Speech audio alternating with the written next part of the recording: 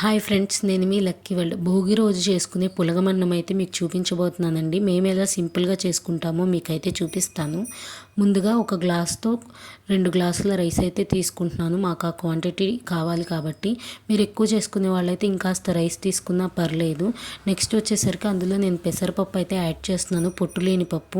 మీరు పొట్టుపప్పు అయితే కొంచెం ఎక్కువగా వాష్ చేసుకోవాల్సి ఉంటుంది. తర్వాత కొన్ని కరివేపాకు లీవ్స్, కొన్ని పచ్చిమిరకాయలు సన్నగా తరుక్కొని అయితే వేసుకోవాలి. కొంచెం ఆయిల్ కూడా వేసుకోవాలి. వేసుకున్న తర్వాత మనకి ఎసురుకి ఎంత వాటర్ అయితే సరిపోతాయో అంత వాటర్ అయితే వేసుకోవాలి.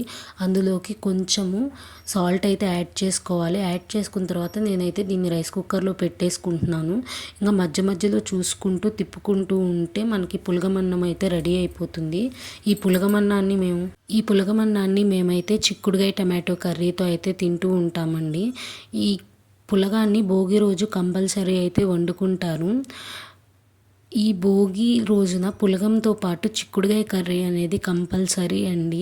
చూశారు కదా, చిక్కుడుగాయ కర్రీ కూడా రెడీ అయిపోతుంది. పులగము ప్లస్ చిక్కుడుగాయ కర్రీ కాంబినేషను చాలా అంటే చాలా సూపర్గా ఉంటుంది. పులగాన్ని ఇలా ఈజీగా ట్రై చేయొచ్చు. మీరు కూడా ట్రై చేయండి. మన ఛానల్ని సబ్స్క్రైబ్ చేసుకోండి. Thanks for watching.